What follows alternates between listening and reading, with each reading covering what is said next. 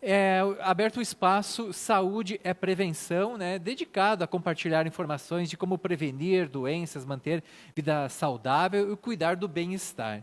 Em cada episódio, né, traremos aqui especialistas, né, com dicas práticas, orientações, para que todos possamos aí ter hábitos saudáveis no nosso dia a dia, material que depois é transcrito para a edição impressa do jornal de sexta-feira.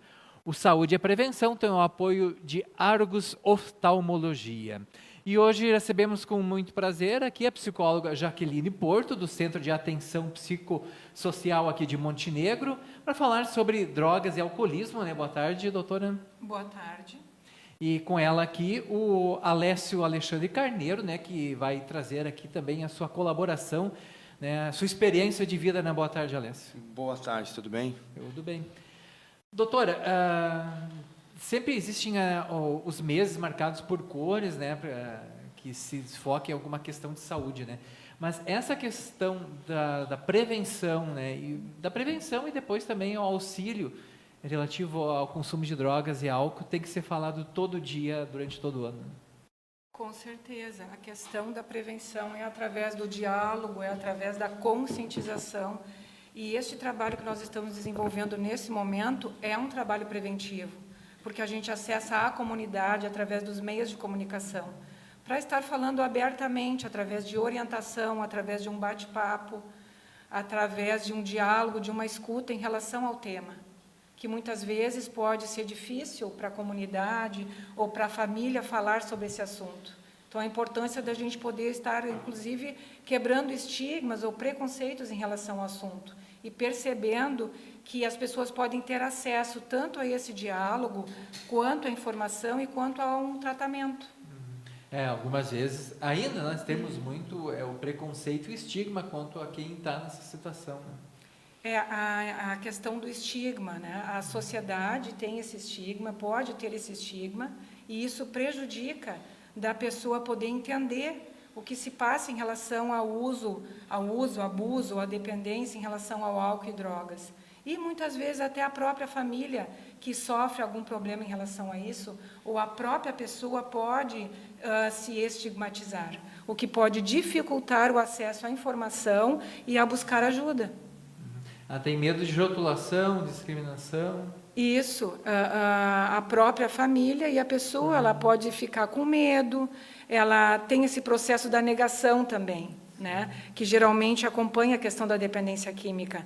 A pessoa tem esse processo de negar a realidade, do auto-engano, da resistência em aceitar que ela tem dificuldades em relação ao álcool e outras drogas, e na nossa sociedade isso se mistura, porque o álcool e o cigarro são drogas lícitas, então muitas vezes a pessoa pode estar fazendo um uso social, mas daí tem o uso social, tem o abuso e tem a dependência, então isso se mistura. Muitas vezes a pessoa pode estar fazendo abuso e acha que está fazendo um uso social. Embora hoje a Organização Mundial da Saúde reconhece que não existe uso seguro em relação ao álcool, por exemplo, né? Então, isso tudo se mistura e muitas vezes a pessoa não se reconhece, ou a própria sociedade acredita que isso está tudo bem, mas nem sempre está tudo bem, e geralmente não é tão seguro como a gente imagina. Quem consome não viu que passou a fronteira. A questão de isso, porque tem essa questão social, socialmente aceito, e até a pessoa reconhecer que ela passou essa fronteira, ela pode, infelizmente, passar por muito sofrimento.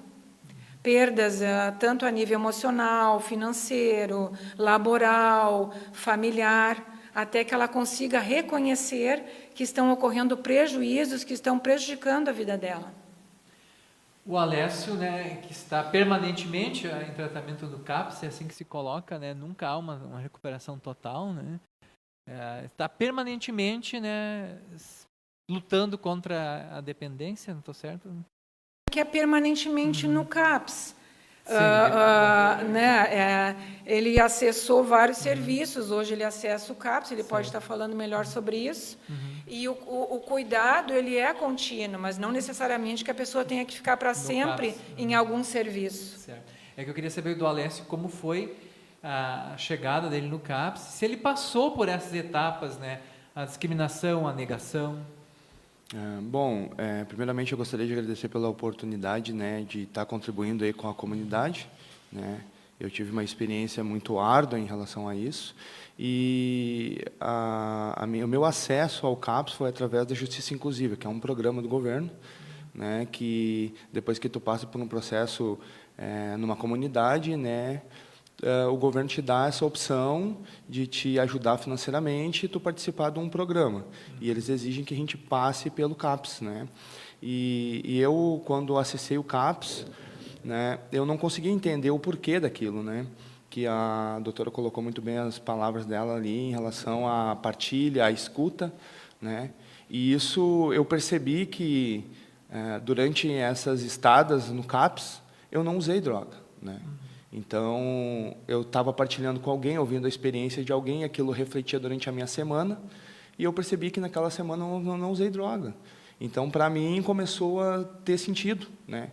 Então, assim, o trabalho do CAPS é muito útil para uma pessoa que assume que tem um problema com droga, né? Porque esse é o primeiro passo, como ela colocou, né? A pessoa tem que ter consciência. E para mim, eu não era doente, né?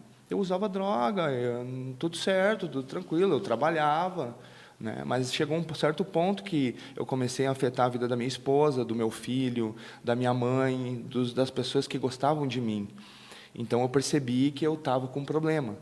Dentro, né, desse processo todo que eu falei, eu consegui entender que realmente é uma doença.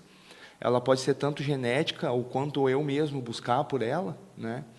Que a prevenção depois, quando a gente, não sei se vocês vão tocar nesse assunto aí, é muito interessante hoje em dia ter uma prevenção dentro de uma escola, dentro da família, né? Então, assim, o meu acesso com o CAPS foi dessa maneira, né? E foi pela Justiça Inclusiva, e eu hoje, para mim, assim, um dos melhores dias da minha semana é a quarta-feira ir no CAPS, participar da reunião, porque eu já montei até uma família lá, sabe?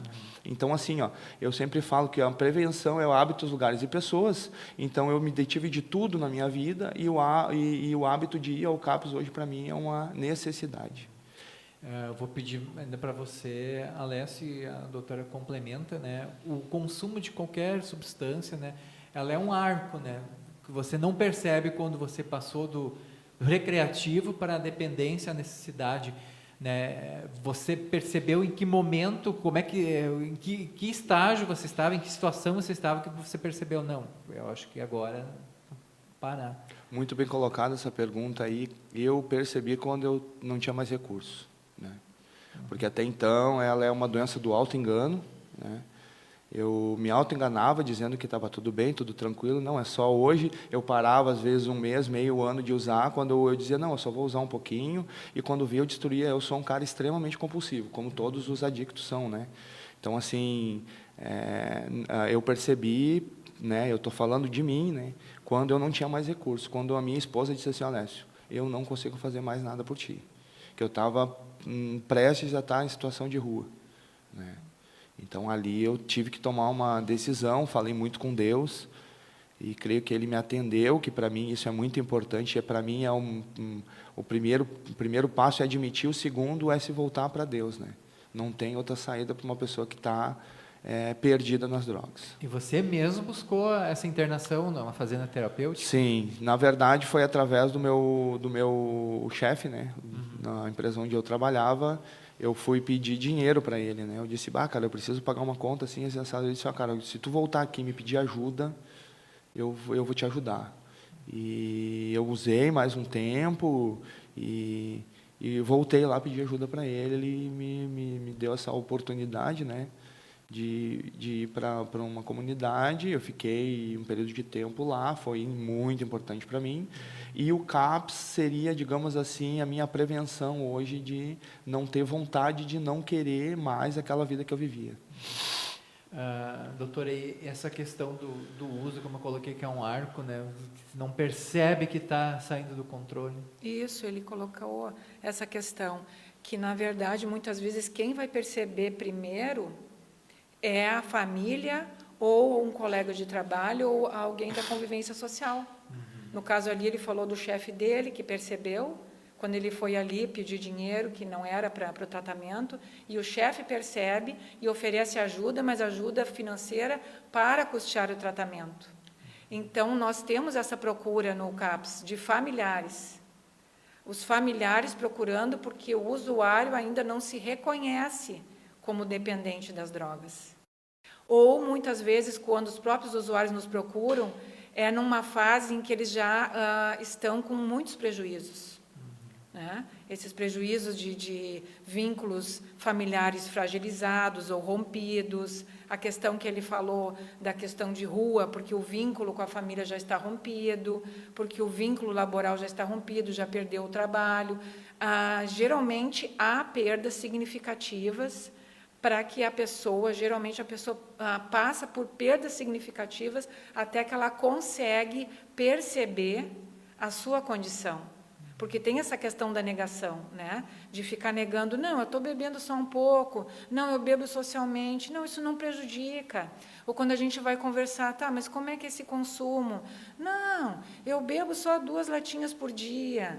Né, só não é, não, daí a gente vai conversar, não são 2, são 4, são 6, no final de semana, não, durante a semana eu não bebo, eu não sou alcoólatra, né, alcoólatra é aquele que bebe todos os dias, não, alcoólatra não é só aquele que bebe todos os dias, a gente tem que ver a questão do consumo, o padrão de uso, como é que é esse vínculo com a bebida, que prejuízos que a pessoa está apresentando, há pessoas que conseguem trabalhar durante a semana, e isso enruste um pouco a situação. A pessoa já nega o consumo, ela convive ainda com a família, porque a família também vai adoecendo e tem famílias ou companheiros que suportam essa situação. Então, a pessoa segue trabalhando, segue com o seu companheiro, com a sua companheira, com a sua família e vai imaginando que não tem prejuízos.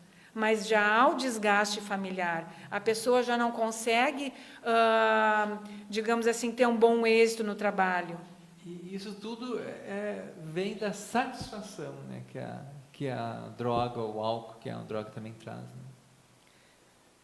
Esse prazer que o Alex pode falar também. Né? A gente não pode, vários especialistas dizem, não pode deixar de admitir que existe aquele momento satisfatório, né, que é o que engata a pessoa, que leva ela para dentro. É o que a gente escuta, né, dos usuários que frequentam o serviço, a nossa experiência lá, que de fato é prazeroso, né, que de fato eles gostam de fazer o consumo, mas acontece que vem as consequências. Sim. E daí a gente começa a trabalhar, mas que outras coisas podem ser prazerosas na vida? Que outras coisas eles poderiam gostar? O que mais eles gostam? Como que eles poderiam lidar com a frustração? Nós vivemos a nossa vida, tem coisas boas e tem coisas ruins. E nós temos as nossas frustrações. Então, a gente vai trabalhando de como que a gente pode lidar com a frustração sem fazer o uso das drogas. É que o uso da droga ela pode causar aquele prazer imediato. Mas, em seguida, vem a frustração. E a frustração pode vir em dobro. Alessio, esse prazer imediato, como é que era o seu dia a dia usando? É difícil sair quando está deixando para trás algo que traz um sentimento bom, ainda que momentâneo. É verdade, a dona Jaqueline colocou muito bem essa questão aí, né? O que acontece, né, com a droga, né? Tanto a cocaína quanto o crack, o álcool, né, também, mas as drogas, os narcóticos, assim, eles trazem um encharco de dopamina tão gigante na sinapse, né? Que aquilo ali é algo muito, muito, muito bom. Então, tu não consegue sair desse ciclo. Isso aconteceu comigo, né? Eu consegui, algumas vezes, sair um período curto de tempo, mas o meu cérebro queria aquilo, né? Porque ele sabia que era muito bom. Só que, assim, é um preço, é um prazer gigantesco com um preço muito alto a ser pago. Não como uma pessoa que nunca usou droga, trabalha, estuda e tal. Ele tem os pequenos prazeres da vida, né? A droga ela vem te dar um encharque gigantesco ali de um prazer e o preço é muito alto, né? Porque depois tu não consegue mais sair desse ciclo. Tu precisa daquilo. É uma dependência gigante, né? E quando a gente fala sobre esse tema vem todo aquele estigma referente ao álcool e referente à droga. Vocês acham que deveria ser trabalhado mais esse tema aqui na nossa sociedade? Porque muitas vezes as pessoas confundem falar sobre o tema com incentivar a pessoa a usar esses substâncias, né? Desculpa. Pode falar. Você fala em relação ao álcool não ser tanto quanto a droga, é isso? Não, em relação ao álcool e à droga, vocês acham que falta um pouco ainda falar sobre isso na nossa comunidade? Porque muitas vezes as pessoas confundem falar com estimular a pessoa a usar, independente se é droga ou se é o álcool. Essa pergunta eu acho que é a solução de todas, né? Porque assim, o que aconteceu comigo, né? Em 10 segundos. Eu fui um cara que foi criado sem pai, aquela coisa toda, né? É uma desculpa para usar. O cara que tem um monte de dinheiro que o pai paga tudo, também tem uma desculpa, né? Então, assim, a partir do momento que isso foi colocado dentro da sociedade, não mais com medo, né? Eu não vou mostrar para meu filho o que é a droga, porque meu filho vai querer usar. Eu acho que aí é que está o ponto de start para conseguir mudar essa mentalidade em relação à sociedade, né? Porque, para mim, foi colocado, né, que a maconha, tu ia para o inferno porque tu tinha alucinação, e era tudo mentira, né? O que aconteceu quando eu usei? Minha família está mentindo para mim, eu não posso acreditar neles. Sim. Né? Então, a partir do momento que tiver esse trabalho de prevenção dentro de escolas, com palestrantes e tal, eu acho que vai mudar muito, muito, muito a visão em relação a esse estigma que tem, né? E outra coisa é o cara que usa vagabundo, é sem vergonha, é isso, é aquilo, né? Ele não é um doente, né? E hoje nós temos a pessoa que tem um problema com droga, tem até CID, né? E que ainda a sociedade não consegue ver dessa forma. 12h24, nós estamos aqui no quadro Saúde e a Prevenção, de toda quarta-feira aqui na Live Studio IBA, e que tem o apoio de Argos Oftalmologia. Te faz um intervalo comercial e voltamos em seguida aqui, então, para falar um pouco mais de prevenção e o acesso ao CAPS também. A construtora JLV, fundada em 2004, é referência em obras públicas com atuação em todo o estado. Oferece serviços de terraplanagem e projetos, além de fornecimento de madeiras para frigoríficos, mantendo sempre a qualidade e o compromisso social. Telefone para contato 51 36 32 33 89. Pequenas ações, atitudes e medidas sustentáveis podem ser adotadas para mudar os hábitos de consumo de água no dia a dia. Uso consciente. Água para sempre. Esta campanha tem o apoio da Lavanderia Onda Azul, Torres Soluções Ambientais, Oral Unique.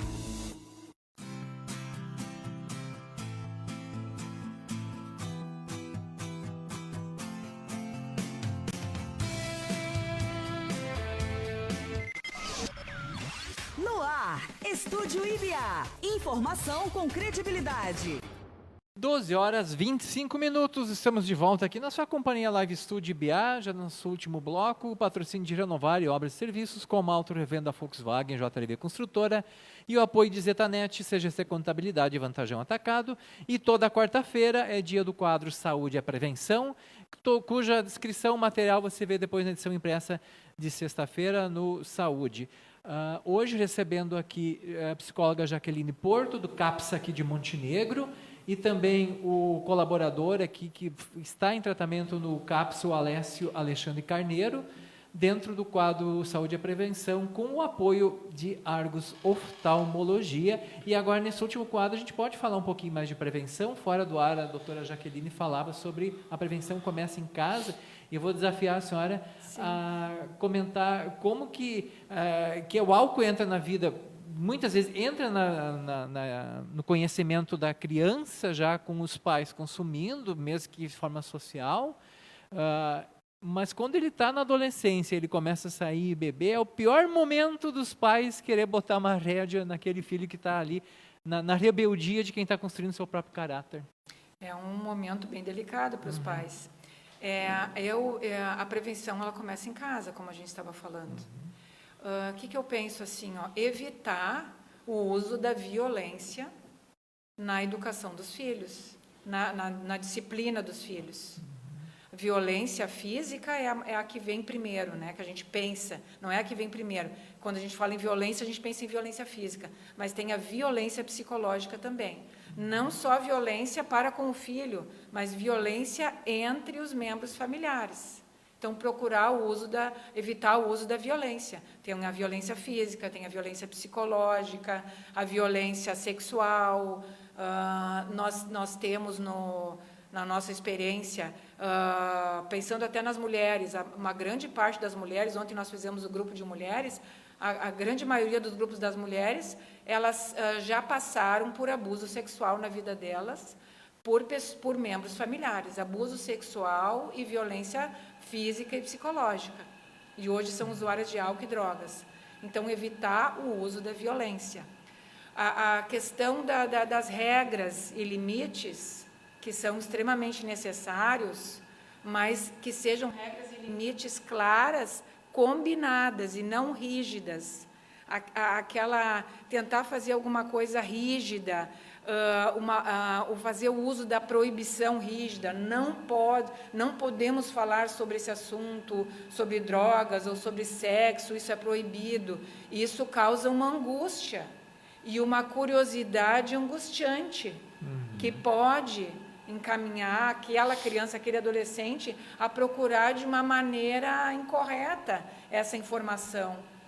Ou procurar fora de casa, né? Então, poder falar, não é só falar sobre, então tem que falar sobre álcool e drogas, não, na verdade, às vezes até nem se fala tanto sobre esse assunto diretamente, mas a questão é, principalmente, vínculos afetivos, vínculos fortalecidos, né? E como é que se fortalece um vínculo? Como é que os vínculos são fortalecidos na família?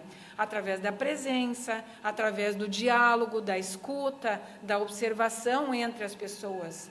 Nós temos relatos no CAPS de usuários que tiveram acesso ao álcool e às drogas desde os 2, 3 anos de idade. Acesso a usuários que tiveram, eu já escutei isso, que tiveram o primeiro porre aos 4 anos de idade, porque a família tinha a cultura de abuso de álcool. Então, evitar a embriaguez dos pais ou dos familiares. É a questão toda que, como o acesso é fácil e parece inofensivo, nós temos ainda muito na nossa cultura o uso do álcool. Não estou fazendo aqui uma apologia de que a gente não se usa mais álcool, não é isso. Embora a questão da Organização Mundial da Saúde que fala que não existe uso sem risco, tá? Mas assim, ainda tem muito na nossa cultura o uso do álcool em qualquer festividade. Faz uma festinha de 1 ano de crianças, tem uso de álcool, mas a gente está fazendo uma festinha para as crianças. Mas daí os adultos fazendo uso, inclusive se embriagando. Os exemplos também dos pais, né? Então, essa questão da violência, essa questão do diálogo, do afeto, é um trabalho preventivo familiar. Dá para se dizer, né, que o erro começa quando o pai oferece o gelinho da caipira, a espuminha da cerveja. Querendo ou não, o álcool é uma droga como qualquer outra, né? E muitas vezes o que a gente vem escutando dos nossos pacientes é que é mais difícil de se desvincular do álcool e do cigarro do que das drogas ilícitas. É o que a gente vem escutando corriqueiramente no nosso serviço. O tabaco é aceito diariamente em todo espaço, né? É fácil de acessar, então o fácil acesso. Então, são coisas, não é que são coisas que vão garantir, mas que vão evitar ou que podem diminuir, inclusive, o consumo, principalmente entre os adolescentes. Alessio, lembra quando foi a primeira vez que você teve contatos, que você provou, e talvez tenha faltado uma orientação, uma prevenção, para você não ter provado a primeira vez? Eu tive contato com a bebida nos 12, 13 anos de idade, né? Que eu comecei a trabalhar muito cedo e trabalhava num bar à noite com 12, 13 anos, né? Então, eu via todo mundo beber, ficar feliz, aquilo ali é legal para mim, né? E como eu tinha dito ali, eu tive, né, um problema familiar e eu achava que eu já era homem nessa época, né? Esse foi o primeiro contato que eu tive com o álcool, né? E depois, com 14, 15 anos, com a maconha, cocaína, né? Tive problema fortemente, assim, aos 26, com crack, e eu fiquei 10 anos sem usar, né? E depois, com outros problemas, porque o adicto ele não sabe lidar com o problema, né? Ele acha que o problema dele vai ser solucionado se ele ir lá beber, se ele ir lá usar droga, e vai estar tudo certo. E, na verdade, o problema aumenta muito mais, né? Doutora, o caso do Alessio também é um particular que ele foi jogado muito cedo na vida de adulto, né? Tendo que trabalhar, né? Tendo a ausência do pai, né? Falecido. Ele foi jogado muito cedo nessa vida também, é uma situação, né? Ele não estava preparado. Ele foi precocemente, iniciou a trabalhar sem esse preparo, sem essa estrutura, e a gente enfrenta isso pensando nos nossos usuários, porque tem a questão também do acesso, né? A gente tem muitas pessoas que, infelizmente, têm acesso fácil, que os próprios pais usam drogas lícitas e ilícitas, que os vizinhos usam, que os vizinhos traficam, que os parentes são usuários, que o pai está no sistema penitenciário devido a uma questão com álcool e drogas. Então, tem a questão do acesso fácil, tem a questão de pular etapas. Com 12, 13 anos, a gente pensa que um adolescente, o local seguro, digamos, é de uma família acolhedora, porque às vezes a família pode não ser um lugar seguro, mas vamos pensar numa família acolhedora. 12 anos, numa família acolhedora, afetiva, né? Não é perfeita, ninguém é perfeito. E na escola, estudando. Ainda não seria o momento de iniciar trabalhando talvez não trabalhando num bar, num local de fácil acesso ao uso de álcool e drogas. E a senhora já abre o espaço para a última pergunta aqui, e começo pelo Alessio. Você acredita que a escola é um lugar ideal para começar a prevenção, não querendo jogar mais uma responsabilidade dos professores, Sim. mas é o primeiro convívio social fora daquele controle dos pais? É na escola que tem que se falar a respeito? Com certeza, né? Primeiro, é o que a doutora falou em relação à casa, né? Tipo assim, para mim, a prevenção ela começa com 3 palavras que é chavão para nós, né? Hábitos, lugares e pessoas. Se eu tenho o hábito, né, de coisas saudáveis, eu não vou precisar de droga. Se eu tenho o hábito de ter um lugar onde eu me sinto bem, que é um lar, né?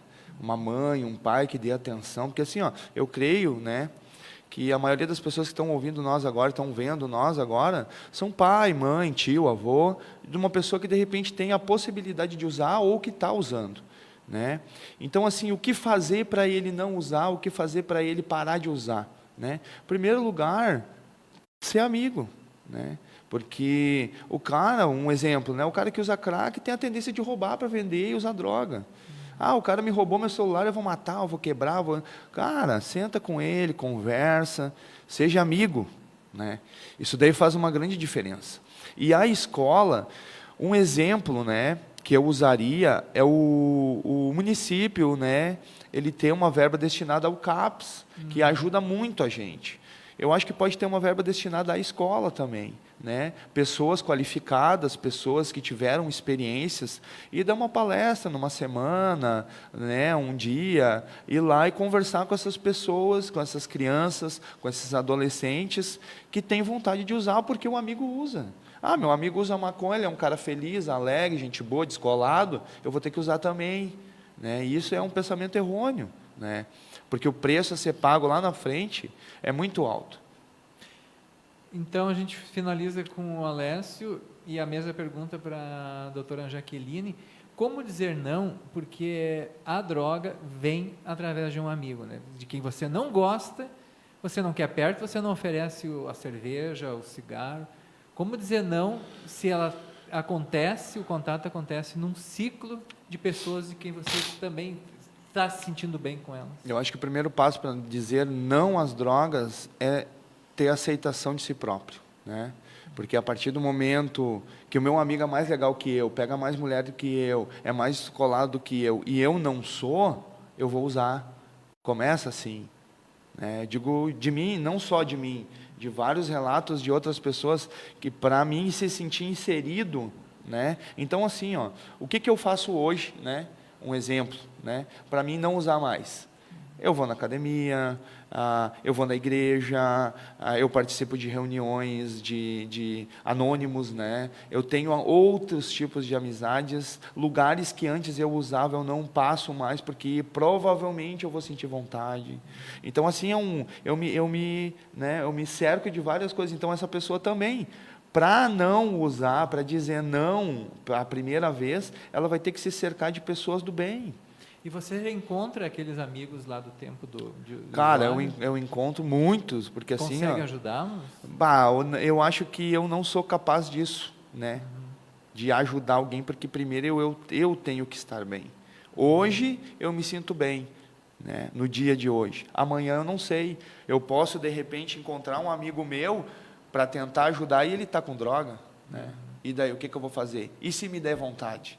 Né? A gente tem várias outras possibilidades de tentar ajudar CAPS, uma internação dentro de uma comunidade, o hospital, né? Então, eu acho assim que eu hoje, né, eu tenho que primeiro me ajudar.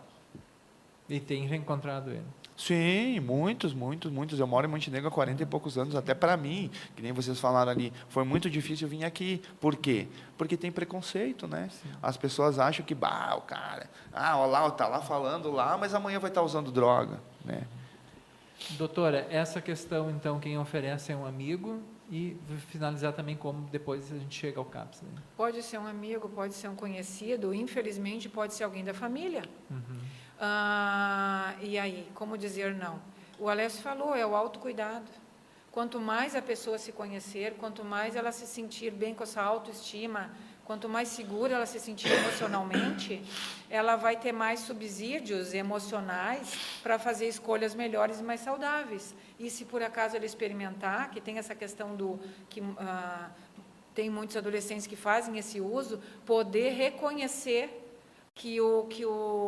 digamos assim, que o uso contínuo pode gerar um abuso ou uma dependência. Então, poder ter esse conhecimento é um desafio, principalmente para um adolescente que tem familiares que fazem uso em casa. Como a pessoa chega no CAPS? Chega direto no CAPS? Tem que ser encaminhado? Chega direto no CAPS, né? Isso é para um acesso, para facilitar esse acesso. Se a pessoa está precisando de ajuda, ela pode ir até o CAPS. Nós temos acolhimento diariamente, apenas na quinta tarde que nós não temos, porque é a nossa reunião de equipe. Preferencialmente ali das 8 às 11 e da 1 às 16. Ela vai ser acolhida por um técnico da equipe, vai ser escutada e nós vamos, se a pessoa assim se inserir no serviço, nós vamos pensar num plano terapêutico para esse sujeito. Tem pessoas que já têm esse desejo de participar dos grupos de apoio, outras participam do grupo de apoio e do atendimento individual, tem pessoas que não se sentem bem ainda de participar do grupo, fazem atendimento individual e também o atendimento médico. Quando necessário, a gente encaminha para a internação. Se a pessoa precisar de uma desintoxicação hospitalar, o médico é que faz essa indicação, avalia se precisa internar, e aí faz essa indicação, aguarda uma vaga pela Central de Leitos do Estado, geralmente não tem demorado, mas a gente depende do Estado, e aí interna num hospital para fazer uma desintoxicação. Depois da desintoxicação, se a pessoa tiver interesse, indicação, ela pode fazer um tratamento na comunidade terapêutica, que nós compramos vagas no Recreu e na CRER. E, às vezes, aí vai de cada pessoa. Tem algumas que fazem desintoxicação e depois já seguem no CAPS. Outras fazem todo esse processo, desintoxicação, comunidade terapêutica e depois seguem no CAPS. Aonde é o CAPS? O CAPS é na rua Bruno de Andrade, 1847, no bairro Timbaúva. Bairro Timbaúva. Doutor, obrigado por estar aqui, obrigado pelo seu trabalho. Muito obrigada. Alessio, quer fazer mais uma colocação? Obrigado por ter vindo aqui, obrigado pela sua coragem de trazer esse depoimento, vai ser muito importante para quem está ouvindo, né? E parabéns aí pelo seu amor próprio que você tem agora. Muito obrigado, isso daí é Deus na vida da gente, né?